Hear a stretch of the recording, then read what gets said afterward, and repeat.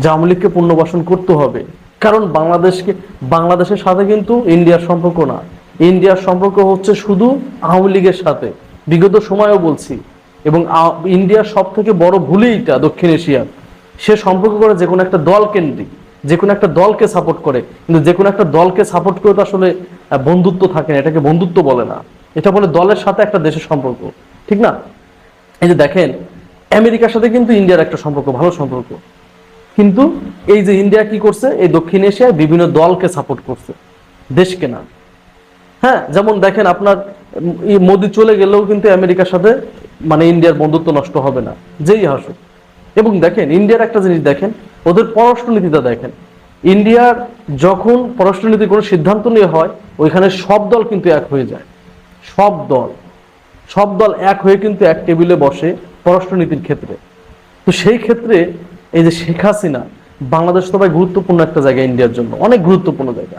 সেই ক্ষেত্রে শেখ হাসিনা ইন্ডিয়াতে আছে, শেখ হাসিনাকে দেশে ফেরানোর জন্য সব ধরনের চেষ্টা কিন্তু ইন্ডিয়া করতেছে। শেখ হাসিনা যে ইন্ডিয়াতে থেকে রাজনীতি করবে, এই সুযোগ সুবিধাগুলোও কিন্তু দেওয়ার জন্য প্রস্তুত ইন্ডিয়া, যে তুমি ইন্ডিয়াতে বসে রাজনীতি করো। আমি বিশ্বাস করি যে বাংলাদেশে শেখ হাসিনা ইন্ডিয়াতে বসে রাজনীতি করুক, বাংলাদেশে এসে রাজনীতি করুক, বাংলাদেশে আওয়ামী লীগ আর কখনো কামব্যাক করবে না, এটা আমি বিশ্বাস করি। অত ইজি ভাবে কামব্যাক করতে পারবে না, অনেক সময় লাগবে। কারণ বাংলাদেশের মানুষের এই যে জেনারেশন, এই জেনারেশন মন থেকে কিন্তু আওয়ামী লীগ উঠে গেছে, মন থেকে উঠে গেছে। কারণ এই জেনারেশন দেখছে তাদের সহপাঠীকে কিভাবে গুলি করে মেরে ফেলা হয়। এই জেনারেশন দেখছে, দেখেন নাই তার বহিঃপ্রকাশ তো আপনারা দেখলেন যে টিএসসিতে না, সারা বাংলাদেশে তার ছবিতে জুতা মারতেছে এবং পুরস্কারের ব্যবস্থা করতেছে। এটা দেখেও কিন্তু আওয়ামী লীগের শিক্ষা হওয়া উচিত, এটা দেখেও শিক্ষা হওয়া উচিত আওয়ামী লীগের। এখন অনেকে বলতেছে শেখ হাসিনা যদি ক্ষমা চায় দেশের কাছে, না না না, ক্ষমা মানুষ করবে না তো। কারণ লেরা বেলগাছতলা একবারই যায়, বুঝছেন? গ্রাম্য ভাষায় কিন্তু এই শব্দটা প্রচলিত, লেরা বেলগাছতলা একবারই যায়। হ্যাঁ, যে লেরা বেলগাছতলা একবার কেন যায়? যদি একবার বেল পরে মাথায় শিক্ষা হয়েছে, আর মাথার উপর বেল ফেলতে চায় না, এই জন্য কিন্তু একবারই যায়। তো বাংলাদেশের মানুষের শিক্ষা হয়ে গেছে আওয়ামী লীগ কি করছে বাংলাদেশের মানুষের সাথে। এই জন্য বাংলাদেশে আওয়ামী লীগ সেভাবে কামব্যাক করতে পারবে না। 1975-এ শেখ মুজিবুর রহমান সাহেব মারা যাওয়ার পরে, তাকে মেরে ফেলার পরে, হ্যাঁ, সারা বাংলাদেশে কিন্তু আওয়ামী লীগ ছিল, তার পরিবার ছিল না কিন্তু আওয়ামী লীগ ছিল। শেখ মুজিবুর রহমান সাহেব মারা যাওয়ার পরে কিন্তু আওয়ামী লীগ ছিল, শুধু একটা পরিবার নিচ্ছিন্ন হয়েছে, কিন্তু আওয়ামী লীগ নিচ্ছিন্ন হয়েছিল না। কিন্তু এখন সারা বাংলাদেশে আওয়ামী লীগ নিচ্ছিন্ন হয়ে গেছে, এটা আপনারা ভালো করে জানেন। এই আওয়ামী লীগকে আবার কামব্যাক করানো সো টাফ। আওয়ামী লীগের পার্টি অফিসগুলোতে আবার আওয়ামী লীগের নেতাকর্মীরা বসবে, এইটাও আসলে একটা দুঃস্বপ্ন। আমাদের ফরিদপুরে বলতেছিল 2 থেকে 300 লোকের একটা মিছিল করতে, এটা শেখ হাসিনা দেখতে চায়। সে 2 থেকে 300 জন লোক নিয়ে যে মিছিল করবে, এই লোকটাও পাইতেছে না। এই যে আপনার যে শেখ হাসিনার জন্মদিন গেল, শেখ হাসিনার জন্মদিনে কোথাও কোনো অফিসে বসে যে কেক কাটছে, গ্রামে পাড়া মহল্লায় যেখানে কেক কাটছে 10-12 জন লোক, সেই ভিডিওটা আবার পোস্ট করতেছে পেজে। তাহলে চিন্তা করেন যে কত খারাপ সময় যাচ্ছে আওয়ামী লীগের। যে আওয়ামী লীগের মানে ভেরিফাইড পেজে সবসময় থাকতো ওবায়দুল কাদেরের ভাষণ, বড় বড় নেতাদের ভাষণ, শেখ হাসিনার ভাষণ, এই মানে তৃণমূল চিন্তাই করতো না। আর আজকে তৃণমূল থেকে ছোট ছোট ভিডিও সংগ্রহ করে, মানে ওই যে একটা কথা আছে না, মনে শান্তিটা দিচ্ছে যে না আওয়ামী লীগ আছে। সত্যি বলতেছি, এইভাবে চলতে থাকলে এখন কে দায়িত্ব নেবে ভাই?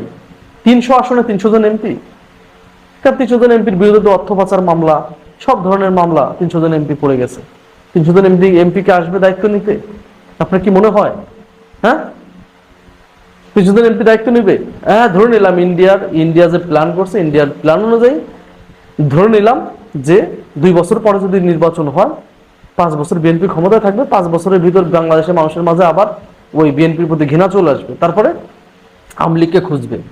হ্যাঁ, এটা ধরে নিলাম, আপনাদের কথায় ধরে নিলাম। কিন্তু 5 বছর যে বিএনপি ক্ষমতায় থাকবে, এই 5 বছরে যে আওয়ামী লীগে যে বড় বড় নেতারা টাকা পয়সা পাচার করছে, এদের বিচার কি হবে না?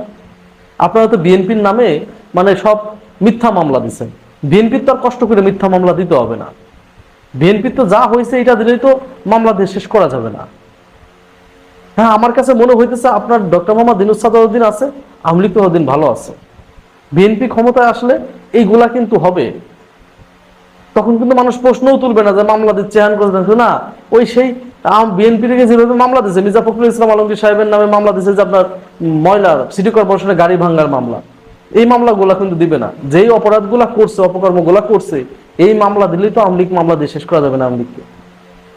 এই মামলাগুলা যদি দেয় তার দায়িত্বটা কে নিবে ভাই? একটু জ্ঞান দিয়ে একটু চিন্তা করো। ইন্ডিয়া চাইবে বাংলাদেশে আওয়ামী লীগকে ফেরানোর জন্য, কারণ ইন্ডিয়ার তো কোনো ওয়ে নাই। কারণ বিএনপি সেইভাবে আওয়ামী লীগ যেভাবে উজাড় করে দিচ্ছে সেইভাবে তো দিবে না। এই ডক্টর মোহাম্মদ ইউনূসও সেভাবে দিবে না। ওই যে জামাত ইসলাম ক্ষমতার সাথে দিবেই না, কারণ জামাত ইসলামের সব থেকে বড় ক্ষতিটা করছে ইন্ডিয়া। তো সেই ক্ষেত্রে এই আওয়ামী লীগকে ফেরানো ছাড়া তো বিকল্প কিছু নেই। তারা তো চেষ্টা করবেই, কিন্তু বাংলাদেশের মানুষ কিভাবে নিবে সেটা তো ইন্ডিয়া বুঝতেছে না। হ্যাঁ, ইন্ডিয়ার আছে, অনেক কিছুই বাংলাদেশে আছে, ঠিক আছে, অনেক কিছুই আছে, কিন্তু 5 বছর পরে ধরে নিলাম ইন্ডিয়া আবার শেখ হাসিনাকে নিয়ে আসলো, সাপোজ বিএনপির 5 বছর পরে, কিন্তু সে মানে 9 সাল পরের থেকে যেটা করছে সেটা কি আবার করতে পারবে? অত ইজি হবে? পুলিশের শিক্ষা হয়ে গেছে, পুলিশের শিক্ষা হয়েছে, সবাই শিক্ষা হয়ে গেছে।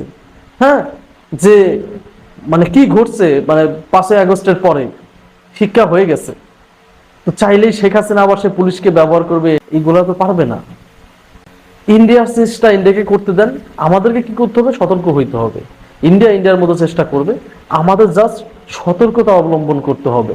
ইন্ডিয়া যে প্ল্যানগুলো নিয়ে মাঠে আসবে, ওই প্ল্যানগুলোকে নস্যাৎ করতে হবে, এইটাই। তাহলে বাংলাদেশ আওয়ামী লীগ মানে ফেরার দুঃস্বপ্ন